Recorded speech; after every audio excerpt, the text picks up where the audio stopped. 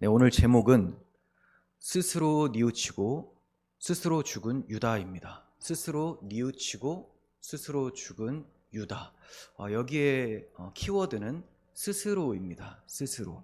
자, 이 점을 생각하시면서 말씀을 좀 살펴볼 텐데요. 우리는 27장에 들어왔습니다. 26장도 상당히 긴 분량이었는데 27장도 만만치가 않습니다. 66절까지 있죠. 그래서 핵심 사건만 요약하고 본문을 좀 살펴보려고 합니다. 자, 핵심 사건은 뭐냐? 그리스도께서 빌라도 앞에 서셔서 정치 재판을 받으시는 내용이에요. 그리고 십자가에 못 박혀 죽으시고 장사되시는 내용, 재판과 죽으심이라는 거죠. 여기서 드러내고자 하는 바는 제자로부터 유다로부터 배신당하신 예수님은 하나님의 아들, 왕 그리스도시다. 그분은 왕이시고 그리스도시고 하나님의 아들이시다. 그리고 죄가 없으시다. 그럼에도 불구하고 죽임당하셨다. 그러니까 그 재판은 불공정하고 잘못된 재판이었다라는 것을 드러내고 있는 것입니다.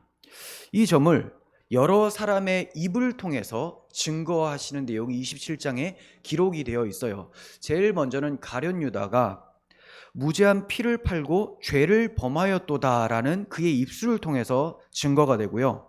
빌라도의 부인을 통해서 저 옳은 사람에게 아무 상관도 하지 마세요라고 하는 당부를 통해서도 나타나고, 재판관 빌라도도 손을 씻으면서 이 사람의 피에 대해서는 나는 무죄하니 너희가 그 죄값을 당하라, 이렇게 말을 하는 것을 통해서도 드러납니다. 그리고 끝으로는 재판을 집행했었던 백부장이 이는 진실로 하나님의 아들이었도다라고 하는 말을 통해서도 그분이 하나님의 아들이시고 죄가 없으신 분이었다라는 것이 드러나요. 그러니까 27장의 핵심은 죄 없으신 분이 죽임을 당하셨다입니다. 그렇다면 왜 죄 없으신 분이 죽임을 당하셨을까요? 자, 그 이유에 대해서도 27장이 기록을 하고 있는데, 예수님께서 십자가에서 죽으실 때 일어난 사건이 무엇입니까? 성소의 휘장이 위에서부터 아래로 쫙 찢어져 버리죠. 이게 무슨 의미입니까?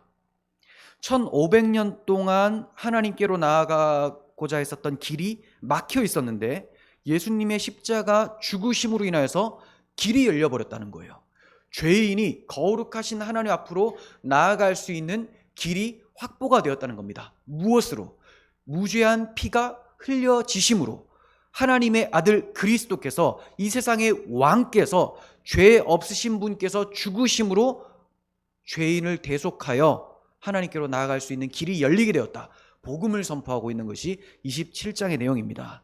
이러한 27장의 핵심을 기억하시고 그 안에 담겨 있는 부록과 같은 오늘 본문의 내용, 바로 유다의 종말에 대해서 살펴보고자 합니다. 본문은 주님이 총독 앞에서 재판을 당하게 되었다라는 보고로 시작을 하고요. 그리고 핵심적인 내용은 유다가 스스로 뉘우치고 스스로 목숨을 끊게 되는 유다의 종말에 대한 내용입니다. 자, 1절에서 2절 봅니다. 새벽에 모든 대제사장과 백성의 장로들이 예수를 죽이려고 함께 의논하고 결박하여 끌고 가서 총독 빌라도에게 넘겨주니라. 자, 이미 한 번의 결박이 있었습니다. 겟세마네에서 주님께서 기도하시고, 자, 우리가 이제 함께 가자라고 하실 때 가룟 유다가 대제사장의 종들과 함께 우르르 와서 예수님을 팔아버리고 예수님을 결박하여 잡아갔죠. 그래서 첫 번째 재판이 있었는데 종교 재판이었어요. 이때 재판에 가담한 사람들은 종교 지도자들, 산헤드린 공회였습니다. 이들은 이미 예수님을 죽이기로 결의했어요. 자, 그러니까 이들은 예수님을 사형 선고를 했습니다. 나름대로 재판을 해버렸어요. 자, 그 이유가 뭐냐? 예수님이 자신들의 기득권을 해친다는 거예요. 예수님이 하나님의 아들 그리스도라고 했다. 이것은 신성 모독이라고 고발을 하면서 기존에 자기들이 가르쳤었던, 자신들의 행위로 구원을 받으려고 했었던 이 모든 것들을 파괴시켜버리는 예수님을 없애버리기 위해서 고발을 했던 것입니다. 그래서 사형을 판결을 내렸어요. 하지만 사형 집행을 할 수가 없어요. 이것은 그들이 로마 속국 가운데 있었기 때문에 유대인들이 마음대로 사형 집행을 할 수 있는 권한이 없었습니다. 그러면 사형 집행을 할 수 있는 총독 빌라도에게 예수님을 데려가야 되는 거예요. 그래서 예수님을 결박해서 넘겨주게 되는데, 자, 죄목을 신성 모독이라고 하면 빌라도가 사형 집행을 하지 않습니다. 왜냐하면 종교에 대해서 굉장히 관대했었기 때문에 그가 신성 모독을 한들 그게 나와 무슨 상관이냐, 이런 식이었다는 거죠. 그래서 그거에 대해서 빌라도가 넘어갈 것 같지 않으니까 다른 죄목을 가지고 들어오는 거예요. 자, 그게 뭐냐면, 자, 이 예수가 자기를 왕이라고 했다. 유대인들의 왕이라고 했다. 정말로 예수님은 유대인의 왕이면서 온 세상의 왕이신 분이시죠. 자, 이걸 가지고 걸고 넘어지는 거예요. 고발을 합니다. 그럼 빌라도가 이것을 딱 듣고 네가 정말 유대인의 왕이냐, 이런 질문을 하게 되는 것이죠.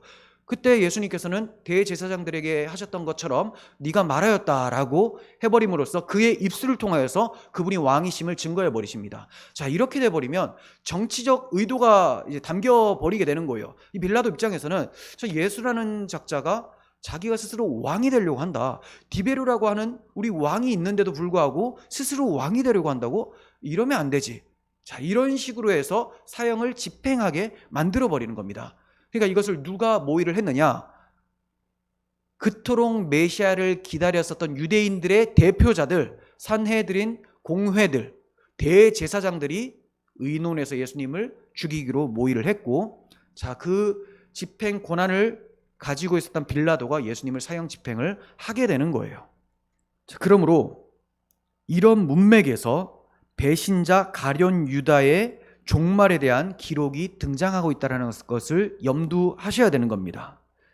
종교 재판을 당하시고 정치 재판도 당하게 되신 예수님은 죄가 없으신 분으로서 무죄한 상태로 재판당해 죽게 되는 상황이다. 그런데 여기에서 가룟 유다의 자살 소식이 등장을 하는 거예요. 그러니까 초점이 가룟 유다가 자살했다, 큰일 났다, 여기에 초점이 있는 게 아니고요. 자, 그것도 굉장히 중요한 메시지이긴 합니다. 하지만 전체적인 맥락을 보면 가룟 유다가 죽으면서 무슨 말을 외쳤느냐, 여기에 있어요. 자, 그것은 내가 무죄한 피를 흘리게 한 죄인이다 라고 얘기를 한 거예요. 이게 초점이에요. 하지만 우리는 오늘 본문만 따로 떨어뜨려 놓고 보기 때문에 가룟 유다의 자살에 관해서도 깊이 살펴볼 예정입니다. 아시겠죠? 그러니까 27장을 보실 때는 예수님은 무죄하신 분이다. 근데 죽임당하셨다. 누구 때문에? 우리 때문에. 그래서 하나님께로 나아가는 길을 여셨다, 이거고요. 오늘 본문은 그 가운데 이제 속해 있는 유다의 자살 소식이라는 거죠. 그가 예수님의 사형 선고를 보고 나서 이제 어떤 식으로 행동하는지를 3절부터 살펴보도록 하겠습니다. 그때 예수를 판 유다가 그의 정죄됨을 보고, 그러니까 여기서 그때라는 것은 예수님께서 빌라도 앞에 서는 그때를 얘기를 한 게 아니라 조금 시간이 지나서 사형 언도를 받고 나자 그것을 보고 대제사장들에게 달려간 겁니다. 자, 보고 스스로 뉘우쳐 그 은삼십을 대제사장들과 장로들에게 도로 갖다 주며 이르되 내가 무죄한 피를 팔고 죄를 범하였도다 하니 그들이 이르되 그것이 우리에게 무슨 상관이냐, 내가 당하라 하거늘 유다가 은을 성소에 던져놓고 물러가서 스스로 목매어 죽은지라. 자, 이렇게 기록이 되어 있죠. 유다의 증언을 통해서 예수님이 무죄하신 분이시다, 즉 의인이시다라는 것을 선포하셨습니다. 자, 그렇다면 왜 유다가 무죄하신 주님을 배반했을까요? 주님께 어떤 흠이 있어서 배반한 게 아니겠죠. 무죄하다고 했으니. 자, 이것은 유다의 가치관과 세계관, 메시아관과 예수님의 말씀과 행동이 충돌이 일어났기 때문이에요. 쉽게 말하자면 유다는 자기가 생각하는 나라, 자기가 생각하는 메시아를 바라보고 있었는데 예수님이 그러한 자가 아니라는 것을 알게 되자 예수님을 죽이기로 한 거예요. 그렇다면 유다가 어떤 메시아관을 가지고 있었을까요? 로마의 속국이었었던 유대 민족들을 해방시켜줄, 정치적으로 해방시켜주고 경제적으로 독립하게 되고 군사적으로 부강한 나라를 세워줄 메시아, 유대인들이 그토록 기다렸었던 다윗과 같은 메시아가 오기를 간절히 기다렸어요. 그런데 예수님의 모습이 어떻습니까? 처음에 오병이어 기적을 베푸시고 많은 사람들을 병을 고치시고 죽은 자도 살리시는 것을 통해서 이 정도면 이분이 그 일을 하실 수 있다라고 따라다녔는데, 예수님께서 이제 내가 곧 예루살렘에 올라가서 대제사장과 서기관들에게 잡혀서 죽게 될 것이다, 이런 식으로 얘기를 하시는 거예요. 어린 양처럼 힘없이 죽게 된다고 말씀을 들으니까 이게 뭐냐, 배신감, 내가 지금까지 잘못 봤나? 그러면서 예수님을 팔아버리는 겁니다. 은 30에 종의 값입니다. 종의 몸값.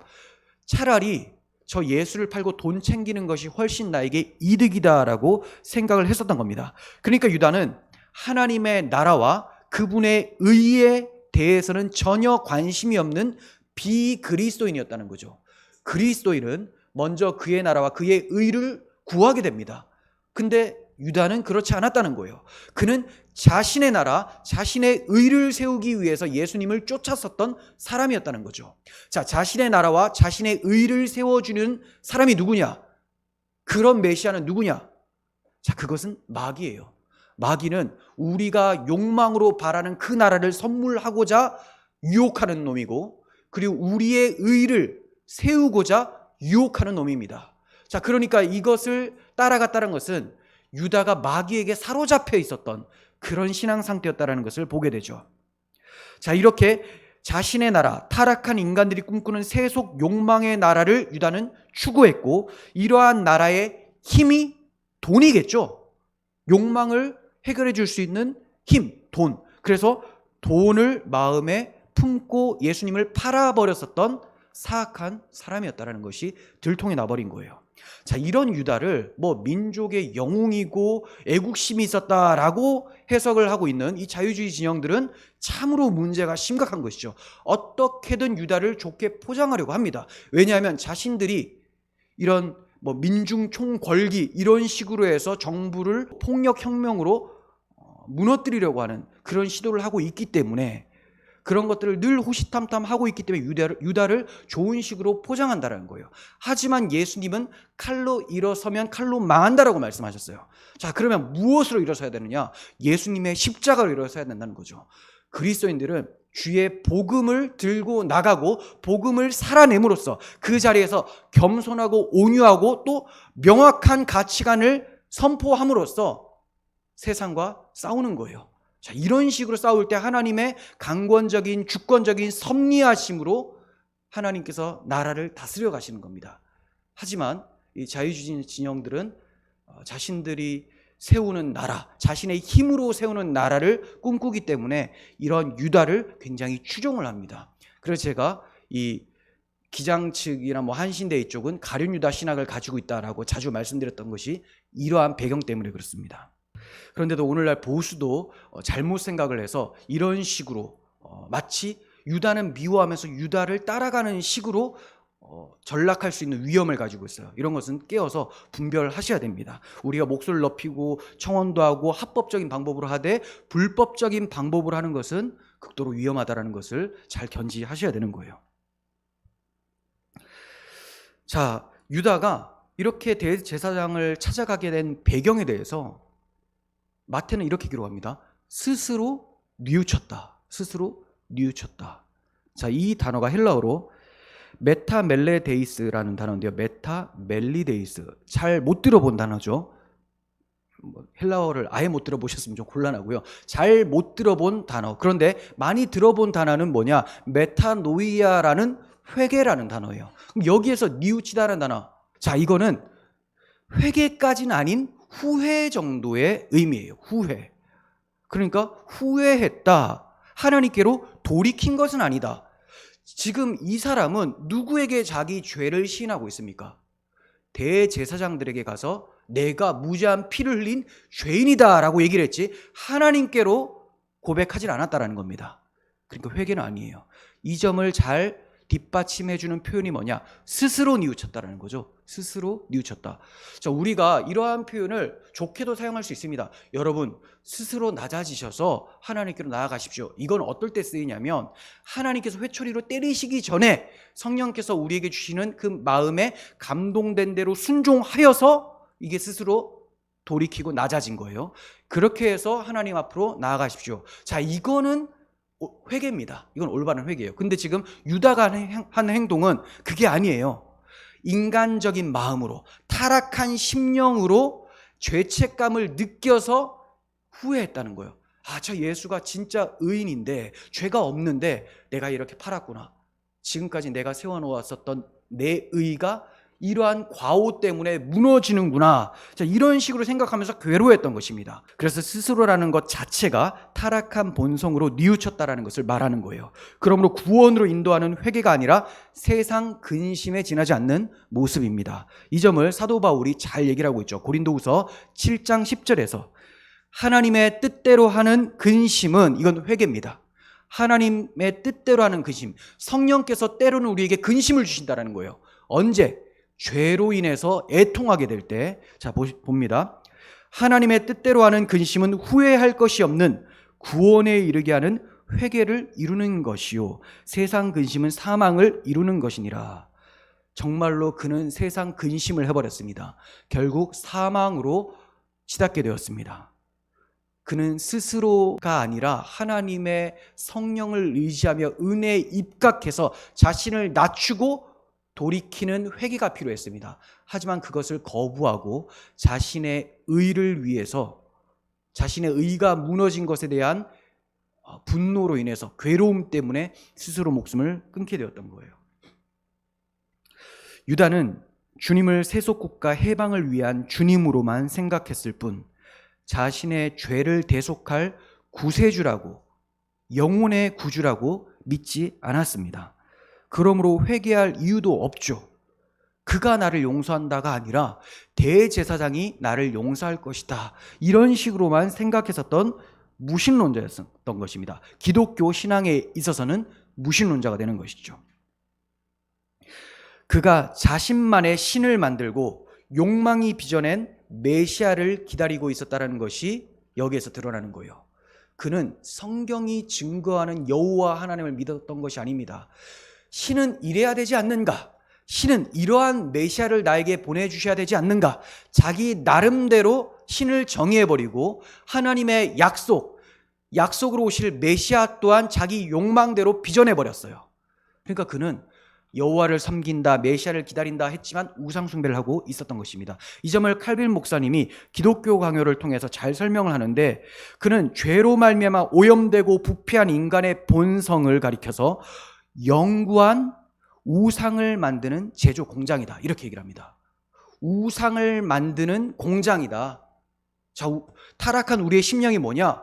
우상을 제조하는 공장이라는 거예요. 그러면서 기독교 강요에서 계속해서 이런 식으로 얘기를 합니다. 사람의 마음이 교만과 담대함으로 가득 차 있어서 감히 자기들의 역량대로 신을 상상해내는 것이다. 그리고 아둔함 속에서 애쓰며 지극히 어리석은 무지에 점점 빠져들어가서 거짓되고 허망한 헛개비를 하나님의 자리에 대신 가져다 놓는 것이다. 요약하면 자기 멋대로 하나님을 그리고 하나님이 무서운지 모르고 자기 멋대로 그 그려놓은 우상을 하나님 자리에 갖다 놓고 그것을 섬기고 있다. 이것을 지적한 거예요. 그래서 우상숭배 제조 공장이다라고 지적을 했던 것입니다. 여러분, 우리가 하나님의 은혜가 없으면 다 가룟유다 상태로 빠지게 됩니다. 여러분들이 성경이 증거하는 여호와 하나님, 성경이 증거하는 메시아관을 믿고 있다, 거기에 아멘이 된다, 이것은 기적이 나타난 거예요. 여러분들이 타락한 그 본성대로 내버려 둔 상태가 아니라는 거죠. 뭔가 변화가 있더라는 거예요. 왜냐하면 성경이 증거하는 여호와 하나님은 굉장히 불편합니다. 죄에 대해서 심판한다? 자, 이것은 타락한 본성에서 받아들이기 어려워요. 아니, 사랑의 하나님이라면 다 용서해 줘야 되는 거 아니냐, 이런 식으로 생각한다는 거죠. 자, 그리고 메시아라는 것은 이렇게 우리가 압제당하고 어려운 일이 있을 때 이러한 세상에서 건져주셔야 되는 거 아니냐, 근데 그가 착각하는 게 있습니다. 세상에서 건져주시는 건 맞는데 이 세상으로부터 마음이 빼앗기지 않도록 건져주시는 겁니다. 그리고 결과적으로 우리의 몸도 건져주세요. 하지만 이 세상에서 여러 고난을 당하는 것을 허락해 주심으로써 우리에게 영혼 구원이 얼마나 소중한지, 우리를 위해서 죽으신 예수님이 이 죄악된 세상에서 우리 때문에 대속하셨다라는 것을 더 귀하게 볼 수 있도록 하나님께서 교훈하시는 거예요. 근데 이러한 것을 알지를 못합니다. 근데 여러분들이 이것을 인정한다? 이것은 여러분들 가운데 변화가 일어난 거예요. 거듭남이 일어났어요. 새로운 피조물이 된 것입니다. 가룟 유다는 그런 것이 없었어요. 그냥 그리스도를 거부하고 자기가 만들어낸 신을 생각하면서 자기의 목숨을 스스로 빼앗아 버렸습니다. 놀라운 사실은 가룟 유다가 스스로 뉘우친 것과 스스로 자기의 목숨을 거두어 버린 것은 분명히 멸망으로 가는 지름길이었습니다. 그런데 이러한 것을 통해서도 하나님이 그의 입술을 통해서 무엇을 증거케 하십니까? 예수님이 무죄한 피를 흘리신 하나님의 아들이시다, 메시아시다, 이것을 선포해 버리는 거예요. 그러니까 하나님께서는 악인들의 입을 통하여서도 결과적으로는 예수 그리스도를 높이게끔 만들어내시는 주권적인 하나님이시라는 겁니다. 그들이 아무리 예수님을 모욕하고 그래도 마지막 날 그분이 어떤 분인지를 온 세상이 선포하게 될 거라는 거죠. 다 알게 됩니다. 물이 바다 덮음 같이 여호와의 영광을 아는 지식이 온 세상에 충만하게 될 거예요. 악인들은 악인대로 보응하시고 그리스도를 믿어 의인이 된 자들에게는 구원으로 갚아주시되 그 모든 입이 예수가 메시아라는 것을 알게 하게 하신다는 겁니다. 여러분, 그렇다면 우리가 어떤 상태에서 그 입술을 열어야 되겠습니까? 주님을 사랑하며 주의 행하심을 자랑하는 그 상태에서 입술을 열고 주님이 무죄한 피를 흘리셨다는 것이 증거하는 것이 정말 복된 것이겠죠. 우리의 마지막까지 이러한 신앙이 주의 은혜로 지켜지기를 간절히 소원합니다. 자, 우리는 배신자 두 사람을 잘 알고 있습니다. 베드로 그리고 가룟 유다. 자, 이 두 사람이 분명히 배신을 했는데 결과가 달라졌어요. 무엇 때문에 그랬을까요? 먼저 이 두 사람의 행동을 좀 비교해 봤으면 좋겠어요. 떠올려 보겠습니다. 가룟 유다는 예수님을 자기의 뜻과 맞지 않자 팔아버렸죠. 그리고 돈을 받은 사람입니다. 하지만 이내 뉘우치고 돈을 갖다 주었어요. 그리고 마치 양심적으로 보여지는 것처럼 그는 자기의 죄에 대해서 스스로 목숨을 끊음으로 죄값을 치른 것처럼 보여집니다. 자, 반면 베드로는 예수님을 저주하며 부인했습니다. 3번씩이나. 그리고 그가 한 것은 심히 통곡했던 거죠. 심히 통곡. 자, 그리고 그가 한 것이 뭐냐? 자기에 대해서 포기를 하고 그냥 물고기 잡으러 간 겁니다. 물고기. 이전에 내가 하던 대로 그냥 해야 되겠다. 이 얼핏 보면 누가 의로워 보입니까? 자, 이게 타락한 인간의 가치관으로 보면 100% 유다가 괜찮아 보여요. 그래서 자유주의자들이 유다를 어떻게든 포장하려고 하는 거예요. 자, 그런데 하나님 관점에서는 그렇지가 않아요. 유다가 더 양심적으로 보이는 것처럼 나타나지만 하나님을 향한 양심이 아니었습니다.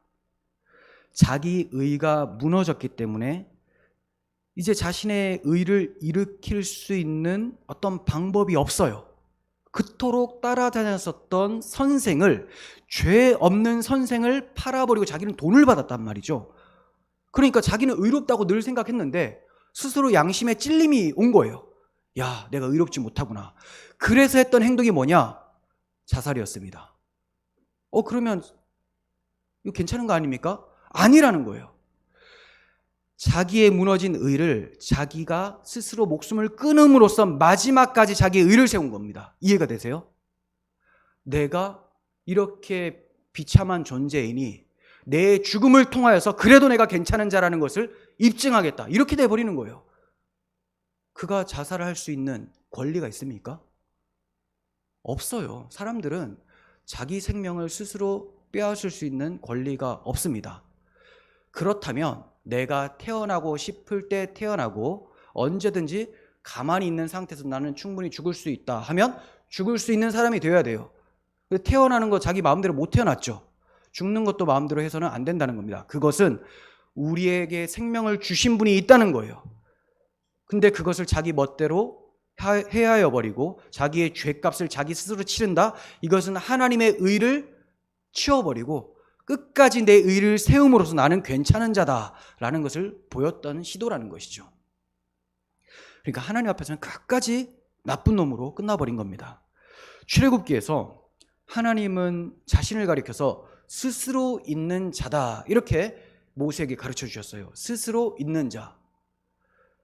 그러니까 이거 몇 번 말씀을 드렸지만 우리는 누군가의 도움을 필요로 하고 공기가 필요로 하고 먹을 게 필요로 하고 뭔가가 갖추어져야지만 살 수가 있죠. 하나님 그런 게 필요 없어요. 그냥 하나님 자체가 존재라는 거예요. 근데 우리는 존재하려면 하나님께서 우리에게 은혜를 공급해 주셔야지만 살아갈 수 있습니다. 불신자도 하나님의 일반 은혜 가운데, 은총 가운데에 살아가게 되는 거예요. 그래서 스스로 있는 자는 하나님밖에 없어요. 자, 그런데 예수님께서 자기를 가리켜서 뭐라고 얘기하시냐? 나는 선한 목자다. 나는 포도나무다. 나는 생명의 떡이다. 나는 무엇이다. 이렇게 얘기하시죠. 나는 뭐다. 이렇게 정의를 하는 거. 이걸 헬라어로 에고에임이라고 하는데 이 말이 바로 출애굽께서 말씀하셨던 스스로 있는 자라는 거예요. 스스로 있는 자. 그러니까 예수님은 자기를 가리켜서 내가 스스로 있는 자야. 이렇게 말씀하셨던 거예요. 자, 그러면 이 세상에는 오직 하나님 한 분, 예수 그리스도만이 스스로 있는 자시죠. 삼위 하나님만이. 그럼 우리는 뭐냐? 하나님을 통하여서 기동하고 살아가는 사람들이에요. 근데 유다의 행보는 어땠습니까? 내가 스스로 있는 자다. 내가 스스로 뉘우치고 내 스스로 목을 메어 죽겠다. 자, 그래서 오늘 본문에서 두 번이나 유다에게 스스로라는 표현을 쓰고 있죠. 이거는 자기가 왕이 되려고 하는 그러한 시도를 했다는 겁니다. 유다는 자신을 스스로 있는 자로 여기며 진정 스스로 있는 자 예수님을 끝까지 부인하고 자살을 한 거예요. 죽음도 자신이 결정한다는 것을 보여준 겁니다. 예레미야 선지자는 이스라엘이 스스로 구원을 이루려고 했었던 자기 의를 의지한 것이 얼마나 죄악된 것인지를 잘 설명했습니다. 예레미야 2장 13절에서 내 백성이 두 가지 악을 범했는데 하나는 그들의 생수의 근원되는 나를, 하나님을 버린 것. 생수의 근원. 그러니까 이걸 먹어야지만 사는 건데 그분이 바로 하나님이라는 거예요. 근데 하나님을 버려버리고 두 번째 악이 뭐냐? 스스로 웅덩이를 판 것입니다. 하나님으로부터 물을 길어다 쓰는 것이 아니라 하나님 치워버리고 자기의 힘으로 세속의 것으로 웅덩이를 파서 생수를 가지려고 했던 것이죠. 근데 이게 가질 수 있습니까? 터진 웅덩이다. 물을 가두지 못할 터진 웅덩이라서 거기에서 물을 마실 수가 없다. 이렇게 말씀하세요. 예수님께서 자신이 생명수라고 하셨죠. 나를 믿는 자는 배에서 생수의 강이 흘러나온다고 했습니다. 예수님을 믿는 것이 여호와 하나님을 생수 삼아 살아가는 것인데 그는 예수님을 저버리고 팔아넘기고 하나님께 회개하지도 않고 스스로 목숨을 끊어버렸어요. 자, 이게 그의 심각한 죄였습니다. 요한복음 15장의 포도나무 가지와 가지 비유에도 동일한 교훈을 얻게 됩니다. 포도나무에서 가지가 잘려진 채로 스스로 살아가려고 한다면 우리는 이걸 얼마나 어리석다고 할까요? 가지가 끊어져 있는데 난 계속 살 수 있다. 아닙니다. 금방 말라버리는 거죠. 요한복음 15장에서 예수님은 이러한 교훈을 주셨어요. 가지는 포도나무에 붙어 있어야만 산다. 이것은 생명의 근원 되시는 예수 그리스도께 접붙임을 받아야지만 하나님께서 주시는 은혜로 주시는 믿음을 소유해야지만 살 수 있다. 하지만 이 믿음을 걷어차버리고 자기 의를 세우기 위해서 떨어진 상태로 내가 내 생명을 유지하겠다. 이게 가룟 유다의 모습이었다라는 거예요. 우리는 그리스도께로 붙어 있는 하나님의 은혜, 바로 이 믿음에 머물러 있어야 됩니다. 그런데 이 은혜의 믿음을 업신여기고 스스로 자신을 살리려고 하거나 스스로 죽임으로 자기의 의를 세우려고 하는 것은 그 안에 마귀적 속성이 담겨 있다는 것을 드러내는 거예요. 정말로 가룟 유다는 마귀에게 쓰임을 받았습니다. 예수님을 팔아버렸고 또 팔아버린 죄책감으로 인해서 자기 스스로의 목숨을 끊어버렸습니다. 마귀에게 놀아난 것이죠. 반면 베드로는 자기의 의가 배신을 통하여서 무너진 것을 철저하게 경험하게 됩니다. 자신의 힘으로 자기의 의를 회복하려고 하지 않았습니다. 그냥 다시 체념하고 자기에 대해서 절망한 상태로 이전의 어부의 역할을 그냥 하는 거예요. 다시 물고기를 잡으러 갔죠.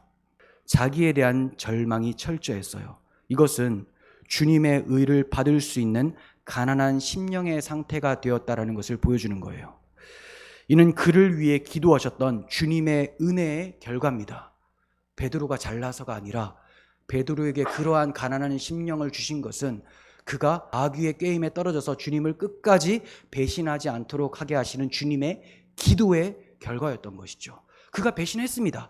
하지만 주의 기도는 그를 가난한 심령 만들어서 결국은 주님을 끝까지 배신하지 않고 주를 위해 목숨을 바치는 자로 만들어내셨다는 거예요. 주의 은혜죠. 주의 은혜는 항상 가난한 심령 되게 하시고 자기의 의가 절망적으로 무너지게 되고 오직 그리스도의 의만 붙드는 사람으로 나타나게 되는 거예요. 자, 이렇게 유다와 베드로는 너무나 다른 모습을 가지고 있었습니다. 여러분, 우리들의 모습은 어떻습니까? 유다처럼 자기 의를 위해서 스스로 뉘우치고 또 스스로 무엇을 결단하고 또 스스로 무엇을 결정해서 행하는, 결국은 자기의 그 욕망 때문에 자기의 목숨까지 빼앗는 그런 고집스러움을 보이고 있지 않은지 돌아봐야 됩니다. 그런 사람 아무도 없을 거라고 믿습니다. 하지만 우리 자신은 날마다 우리 안에 그러한 유다적인 모습이 피어나고 있지 않은지를 경계해야 되는 거예요. 경계. 우리가 거기에 장악되진 않을지언정 우리에게 날마다 마귀가 그러한 습성을 통해서 유혹을 한다는 거죠. 이 부분에 있어서 깨어 있어야 돼요. 베드로처럼 가난한 심령, 나에 대해서는 완전히 넉아웃되는 그런 은혜가 있었으면 좋겠습니다. 유다가 대제사장들에게 찾아가서 내가 무죄한 피를 흘렸다. 내가 무죄한 피를 흘렸다. 내가 정말 죄를 지었다. 이렇게 얘기를 하자 대제사장들이 말하는 것이 그게 우리와 무슨 상관이냐. 네가 당하라. 이렇게 아주 매장하게 냉정하게 얘기를 해버립니다. 얼마나 못했습니까? 양심의 화인이 맞았죠. 사람이 지금 죽겠다는데 내가 지금 억울한 사람을 잘못 고발했다고 이실짓고 고백하고 있는데 그건 나하고 상관없고 이들 지금 종교 재판장들이에요. 그거 나와 상관없고 이렇게 말하는 동시에 자기들이 불의한 재판장이 되었다는 거예요. 진짜로 의로운 재판장을 불의한 재판장인 주제에 재판을 하면서 나하고 무슨 상관이냐, 네가 당하라 이렇게 얘기합니다. 네가 잘못했어? 그렇다면 네가 죽어야지 이렇게 얘기를 해요. 얼마나 악해요. 여러분, 대제사장이라면 자기의 사명감이 있어야 될 거 아닙니까? 대제사장의 사명이 뭐예요? 자기 백성들이 죄를 범하고 와서 죄를 이실짓고 고백하면 그 죄를 대속하기 위해서 방법을 마련해 주는 거, 제사를 드려주는 거, 이게 제사장이 해야 될 일들이잖아요. 근데 네가 당해라, 그게 우리가 무슨 상관이 있느냐, 이런 식으로 지금 얘기를 하고 있다는 거죠. 우리가 누구에게 이제 자신의 죄를 고백하면서 괴로워할 때 우리는 그를 위해서 기도해주고 우리의 중보자 예수 그리스도께로 인도할 수 있어야 됩니다. 하지만 나하고 그게 무슨 상관이냐, 귀찮아 죽겠어, 근데 당신 알아서 하세요, 이런 식으로 말을 하지는 않겠지만 그렇게 말하면 교회 나오지 마세요. 그런데 마음에서 그런 귀찮음이 찾아온다면 나오지 않는 건 아닌데요, 회개하십시오. 네, 회개하셔야 됩니다.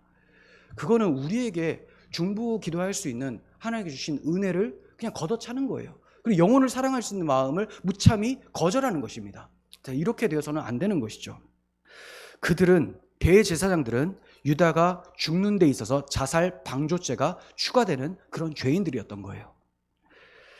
자, 그래서 결국 유다가 스스로 목매어 죽게 됩니다.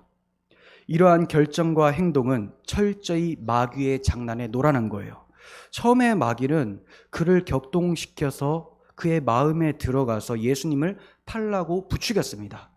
자, 그리고 예수님을 팔아버리고 나서는 이제는 양심의 가책을 느끼게 해서 괴로운 상태로 그를 정죄해버립니다. 그래서 계속해서 괴롭게 만들어서 결국은 이 고통을 죽음으로 끝내라라고 유혹을 해버려요. 자, 그러면 내가 이 죽음을 통해서 이 괴로움을 끝낼 수 있다라고 생각하고 끝까지 자기의 의를 세우면서 자살한 유다가 정말로 고통을 끝낼 수 있었을까요? 아니요. 이제 진짜 고통이 시작되는 거예요. 영벌에 처하게 되는 것입니다. 인류 조상을 하나님이 금하신 선악과를 먹어도 죽지 않는다고 속였었던 이 뱀은 유다에게 고통을 이제 끝내라면서 속이고 영원한 고통으로 인도하고 있었던 것입니다. 그리스도를 배신하고 그의 몸된 교회를 박해하는 사람들은 유다의 결말을 보고 두려움을 갖고 회개해야지만 살 것입니다. 그렇지 않으면 주님께서 다시 오실 때에 정말 의로운 재판장으로서 그를 심판하시면서 선언하실 거예요. 또 왼편에 있는 자들에게 이르시되 저주를 받은 자들아 나를 떠나 마귀와 그 사자들을 위하여 예비된 영원한 불에 들어가라. 우리가 주의 이러한 엄중한 심판 선고를 받지 않기 위해서 날마다 자신을 낮추고 주님의 의만 의지하는 우리들이 되었으면 좋겠습니다. 6절에서 8절 봅니다. 대제사장들이 그 은을 거두며 이르되 이것은 핏값이라 성전구에 넣어둠이 옳지 않도다 하고 의논한 후 이것으로 토기장에 밭을 사서 나그네의 묘지를 삼았으니 그러므로 오늘날까지 그 밭을 피밭이라 일컫느니라. 유다가 양심의 가책을 받고 그 은삼십을 도로 성전에 던져버렸습니다. 그리고 스스로 목매어 죽었습니다. 그랬더니 은삼십을 덩그러니 바라보던 이 산헤드린 공회원들은 자, 이것을 성전구에 넣는 것은 옳지가 않다. 왜냐하면 이 돈은 불의한 돈이기 때문에 그렇다라고 하면서 토기장이의 밭을 사자 이런 식으로 이제 의논을 하는 겁니다. 자, 그들이 이렇게 결정을 내리는 것은 신명기 23장 18절에 율법에 근거한 거예요. 보시면 창기가 번 돈과 개 같은 자의 소득은 어떤 소원하는 일로든지 내 하나님 여호와의 전에 가져오지 말라. 이 둘은 다 내 하나님 여호와께 가증한 것임이니라. 이렇게 말씀을 했죠. 자, 이것을 조금 더 넓게 확장하고 적용시켜서 모든 더러운 이득은 성전에 가져올 수 없다. 자, 이런 식으로 적용을 시킨 거예요. 따라서 가룟 유다가 자신의 선생을 배신하고 그 대가로 받은 돈을 더러운 이득이기 때문에 성전을 짓는데 쓸 수가 없었던 거예요. 자, 이 자체로는 옳은 일이죠. 그런데 그들이 이런 식으로 했다는 것이 참으로 기가 막히고 위선적이고 토가 나올 정도로 아주 역겨운 행동이라는 거예요. 왜 그렇습니까? 가룟 유다를 부추겨서 의로운 피를, 무죄한 피를 흘리게 한 자가 누굽니까? 자기들이라는 거죠. 근데 자기들의 그 죄는 모르고 이 율법만 덩그러니 떼어놓고 적용하고 있는 거예요. 그러니까 율법에 대해서 자신들에게는 굉장히 관대해요. 근데 다른 사람들에게서는 철저하게 적용합니다. 이게 이 바리새인들이나 대제사장들, 타락한 종교인들의 모습이었다라는 거죠. 교인들은 막 율법으로 잡아요. 자기는 엄청 관대합니다. 이런 목회자가 있어서는 안 되겠죠.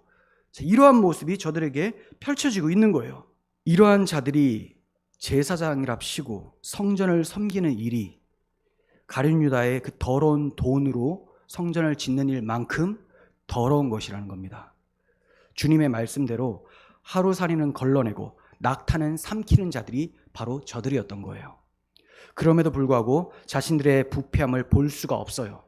자기 의를 세우는 데 혈안이 되었기 때문에 율법을 자기들에게 적용시키기를 꺼려합니다. 율법을 온전한 마음으로 적용시키면 자기는 죄인이거든요. 자기 의를 절대로 세울 수가 없습니다. 그러니까 표면적인 것, 눈에 드러나는 것으로만 하고 마음에서 일어나는 것은 절대로 적용시키지 않고 또 사람의 눈을 피해서 자기는 악을 행하면서 다른 사람들에게는 그렇게 높은 잣대로 그들을 괴롭히고 정죄했었던 것이었습니다. 결국은 자기 의를 세우려면 이런 악한 일들이 나타나게 되는 거예요. 저들은 토기장이 밭이라고 불리는 조그만 땅을 삽니다. 그리고 나그네의 묘지로 사용하기로 결정을 합니다. 이 밭은 예루살렘 남쪽 곧 흰놈 골짜기 맞은편에 있다고 전해 내려오고 있어요. 흰놈 골짜기라는 것은 원래 몰렉이라는 우상신에게 자기 아들들, 어린 아이들을 태워드리는 그런 우상 숭배하는 곳이었어요. 요시아가 이때 이것을 이제 개혁을 합니다. 그래서 그냥 쓰레기 태우는 장소로 다 바꿔버립니다. 그래서 그곳에는 항상 불이 타고 있었어요. 불이. 쓰레기를 태우니까 냄새도 나고. 자, 그러다 보니 이것을 지옥이라고 이제 불립니다. 예수님께서 지옥이라는 단어를 쓰실 때 게헨나라고 쓰시거든요. 게헨나가 헨나, 흰놈의 골짜기라는 뜻이에요. 그래서 이 토기장의 밭이 흰놈의 골짜기, 지옥의 맞은편에 있었다. 지옥에 있었다. 자, 이렇게 보고 있는 거예요. 그러니까 이 토기장의 밭에 누가 묻힙니까? 가룟 유다가 묻히는 거예요. 그래서 피밭이라고 합니다. 피밭. 가룟 유다의 피가 거기에 또 뿌려지게 되는 것이거든요. 자, 이 밭을 토기장의 밭이라고 한 것은 토기장이가 토기를 만들기 위해서 그 흙을 파잖아요. 이렇게 흙 파낸 공간.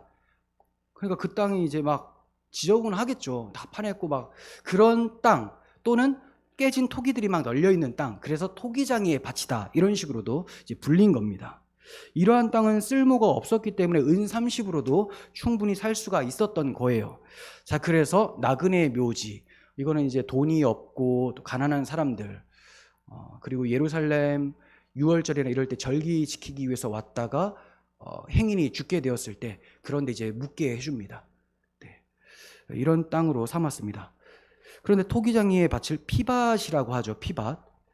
자, 마태복음에 의하면 핏값으로 받은 돈으로 산 것이기 때문에 피밭을 적용시킬 수 있어요. 그럼 이때 핏값으로 산 돈, 이건 누구의 핏값입니까? 무죄한 피, 예수님의 핏값이죠.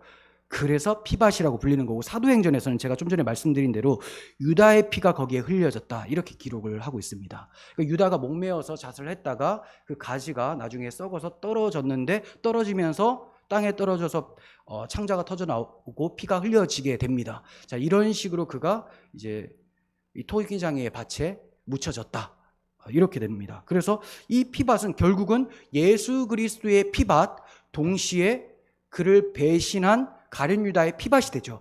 이건 지극히 맞는 두 가지 해석입니다. 이게 둘 다 같이 사용이 되어져야 되는 거예요.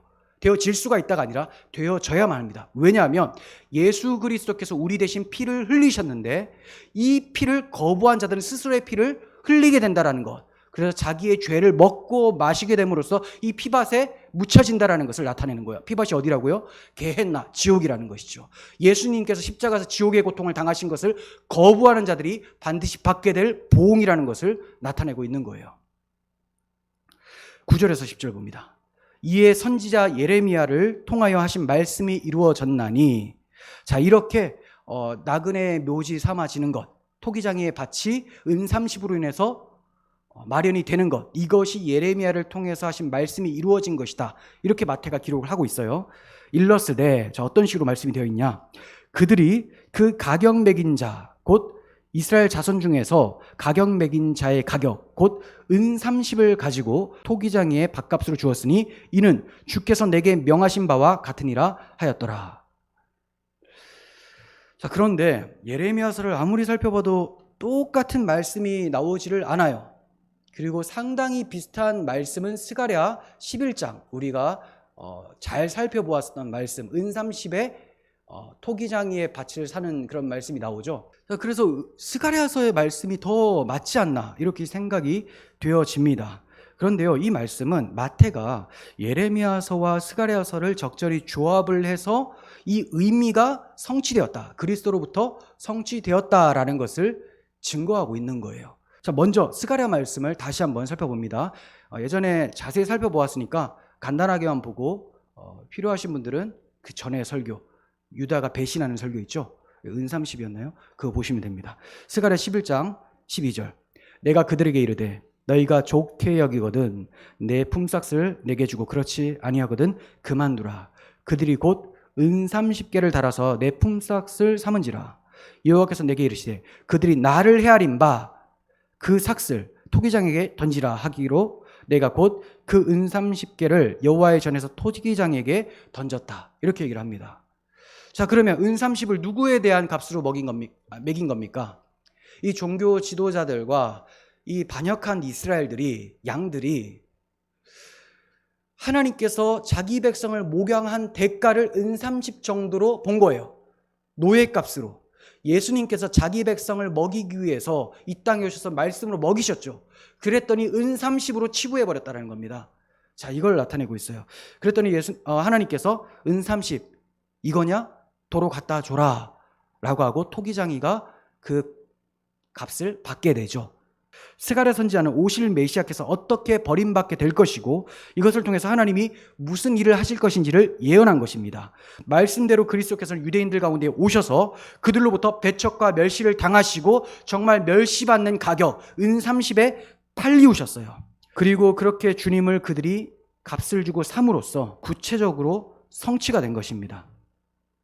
그리고 하나님께서 이 돈이 다시 그들에게 되돌아오게 하셔서 그들이 결국 그 돈으로 토기장이 밭을 사게 하심으로 말씀이 이루어진 거예요. 이해가 되시죠? 네. 그런데 여기에서 토기장이 밭을 샀다. 이 밭과 관련돼서는 스가랴서가 조금 부족한 느낌이 든다는 거죠. 자, 이 점이 이제 예레미야서를 통해서 보완이 되는 겁니다. 예레미야 18장, 19장을 나중에 가셔서 한번 잘 보십시오. 거기에 토기장이에 대해서 잘 나타나는데요. 먼저는 무죄한 자의 피를 흘린 죄에 대한 심판 예언이 예레미야 19장 4절에 나타나요. 19장을 한번 잘 살펴보시고요. 무죄한 피를 흘린 것. 그리고 피밭에 대해서는 예레미야가 언급한 죽음의 골짜기, 이거 이제 흰놈의 골짜기 도벳이라고 하는데요. 자, 이것에 대해서 나옵니다. 지명이 나와요. 이것도 예레미야 19장 6절에 나오고요. 그리고 도벳 또한 이제 매장지가 됩니다. 거기에 매장지가 되었다. 이런 말씀이 나오고, 그리고 이제 우리가 살펴볼 것은 예레미야 18장 2절에서 4절인데요. 예레미야에게 시청각 교제처럼 행동으로 느끼게끔 해주십니다. 자, 토기장이의 집으로 한번 내려가 봐라. 그러니까 내려가 봐라 했으니까 골짜기에 있었던 것을 보여줘요. 쭉 내려갔습니다.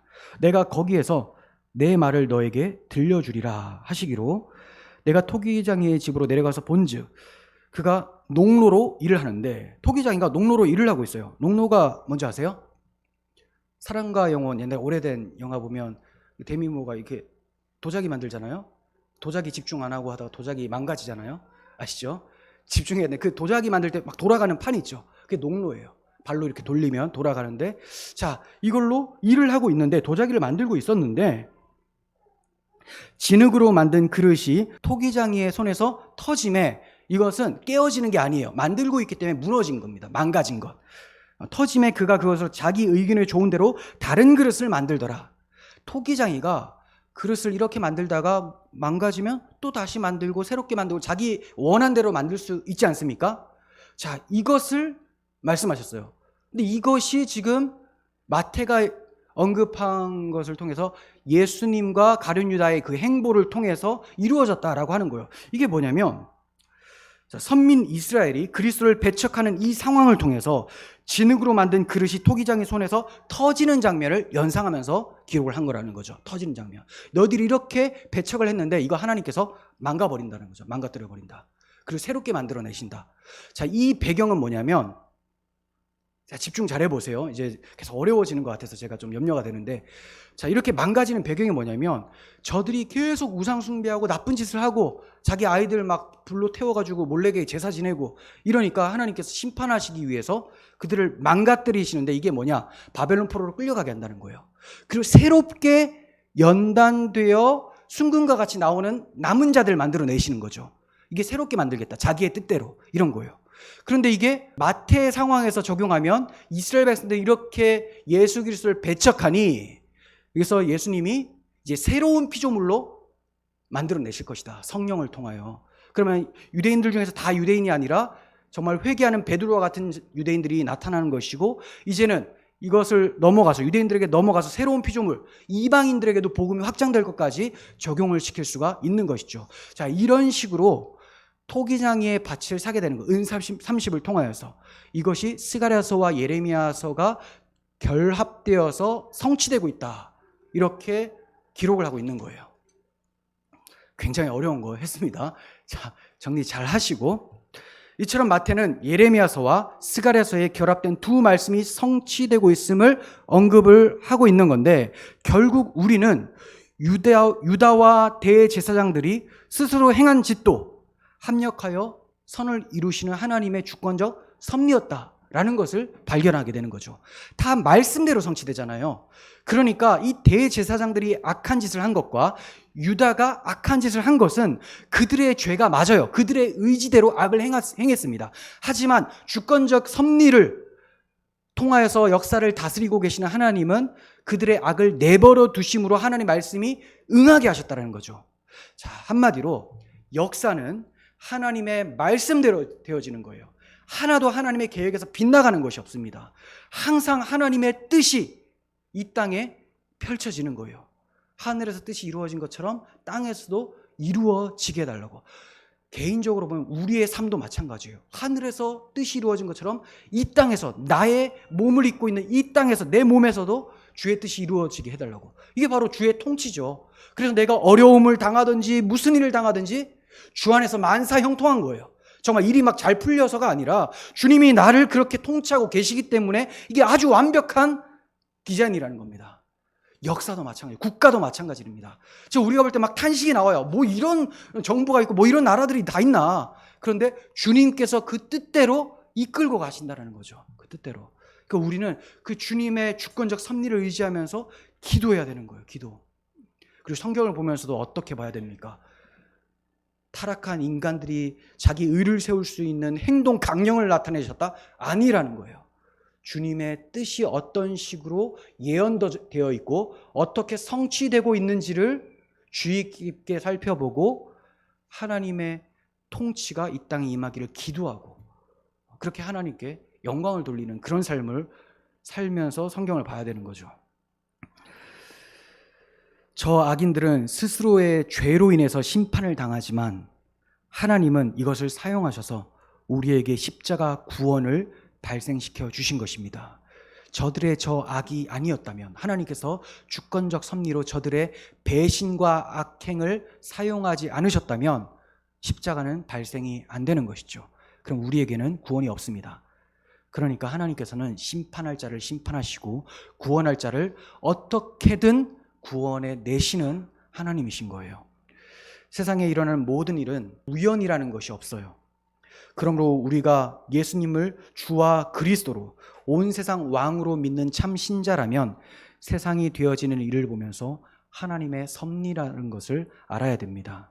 모든 일이 하나님의 영광을 위해서, 우리의 구원을 위해서 합력하여 발생하고 있다는 것을 인정하고 또 하나님께 감사를 돌려야 됩니다. 그러므로 우리는 사나 죽으나 오직 주의 영광을 위해서 내가 그 하나님의 구원 역사에 사용되어지기를 간절히 구해야 됩니다. 그것이 하나님의 영광에 참여하는 것입니다. 여전히 타락한 세상은 주님을 멸시하고 주님을 팔아넘기고 박해합니다. 이제 주의 몸된 교회를 박해하고 유혹하고 넘어뜨리려고 해요. 그들의 주인이 마귀이기 때문에 그 마귀는 쉬지 않고 수천 년 전부터 지금까지 계속해서 그 일을 행합니다. 예수님을 광야에서 넘어뜨리려고 3번이나 시험했고, 하지만 예수님이 승리하셨어요. 결국 십자가 앞에서도 예수님을 내려오라고 유혹을 했지만 예수님께서는 어린 양처럼 순순히 죽으셨습니다. 승리하셨어요. 지금 오늘날 교회들 가운데도 마귀가 끊임없이 박해와 유혹을 통하여 복음을 변질되게 하고 또 우리가 마귀가 좋아하는 그런 성향으로 변화되어서 싸우기를 원합니다. 자, 여기에 넘어가서는 안 된다는 겁니다. 하나님의 방법대로 주의 복음 붙들고 기도하며 우리 철저하게 하나님께 순종할 때 이 마귀가 무력하게 될 것이고 마귀를 따르는 자들도 결국 가룟 유다와 같은 결말, 자멸하게 될 거라는 것은 확실하다는 거죠. 자, 그렇다면 우리는 그들의 악은 주께서 자멸로 보응하실 것을 확신하면서 우리 자신의 신앙을 이제 돌아봐야 될 차례라는 거예요. 여러분은 하나님 앞에서 어떠한 모습으로 서 있으십니까? 예수 그리스도를 팔아 넘기고도 회개치 않는 강팍한 심령을 소유하고 있지 않은지 돌아보십시오. 그렇다면 죄사함이란 있을 수 없습니다.